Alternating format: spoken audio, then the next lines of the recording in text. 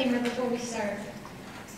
This is supposed to be a talk about slowing down and listening to yourself, but it's also going to be about 5 to 8 minutes of me trying my best not to speed talk at you.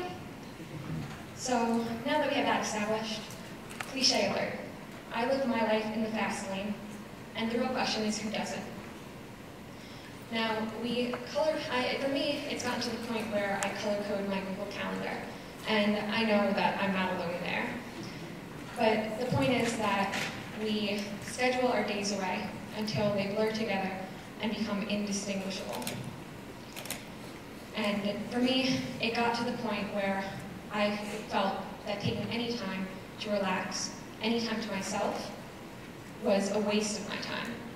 And it even got to the point where sleeping felt like a waste, because I thought, oh, what could I accomplish if I just had that extra 8 hours every night? But about 2 years ago, that all started to change for me, and I wanted to tell you that story today.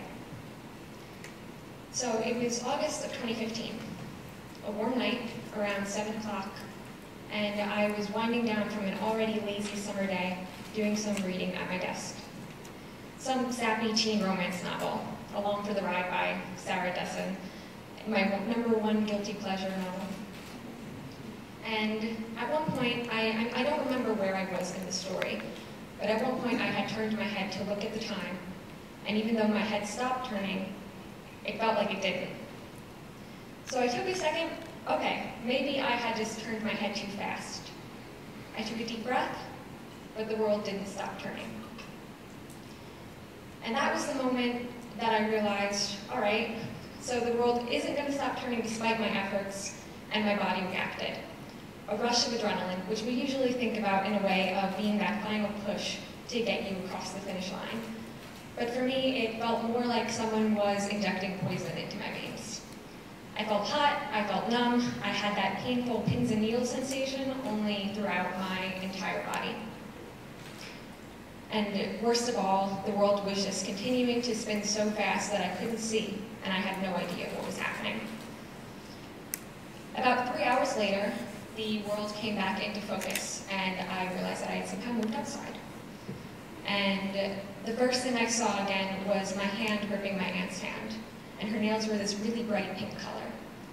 And I noticed how loud the crickets sounded that night and how clear the sky was.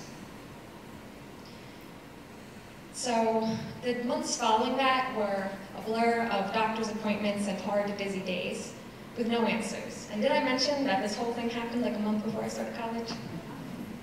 Yeah, it kind of sucked. But what really got to me so I did get my answer about a year later, and an official diagnosis, something called Meniere's disease, and I didn't even know what that was at the time. And so if you don't, it's chronic, it's lifelong, and inner ear disorder that causes vertigo, loss of balance, and deafness. So that took a while to sink in. You know, I'm already deaf in my left ear, and now some disease, usually diagnosed only for the elderly, is coming from my other one. But the thing that really got to me most during that time in my life was that I couldn't do as much work as I was used to doing.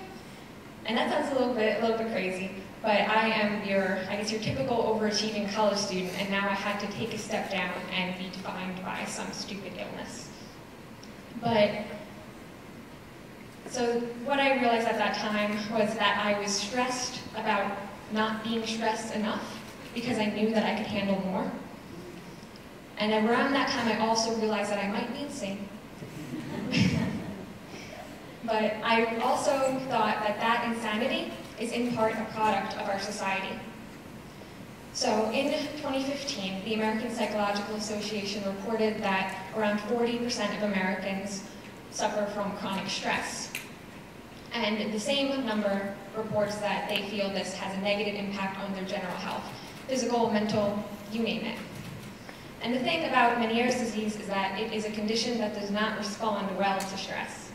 And there are tons of other conditions which react in similar ways, like asthma, for example. And given that, sometimes I feel a little lucky to have the condition that I do, because it tells me exactly when I'm trying to do too much and when I need to take a minute.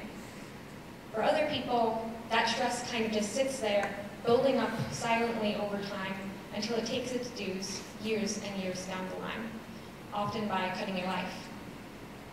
Research conducted by Harvard and Stanford concluded that chronic stress can take up to 33 years off of an individual's life. So what do we do about that? How do we fight against it? Well, for me, it comes through realizing that it's okay that I can't do as much as I used to, that what I can do is enough, that I need to make sure at least most nights of the week I get enough sleep, because the second I try and pull an all-nighter, it sounds like there's a mosquito buzzing around inside my head. And making sure that my cup of tea is always full. For other people, it might involve, I don't know, taking that long walk on the beach, making sure that you're not feeling bad about vegging out and watching Netflix or TV at night after a hard day, or just simply not looking at your phone or emails before the workday begins and right before you go to bed. And when they're said out loud like that, do any of those really sound like such big things? So that's why I want to ask something of you, audience. Those of you that are sitting here, probably some passing thought already stressed or at least thinking about what's going to happen in your day after this conference. I want you to try your very best to put that aside for just a moment, to take a deep breath and realize that the world is not spinning out of your control. Appreciate where you are in this moment, slow down, and take care.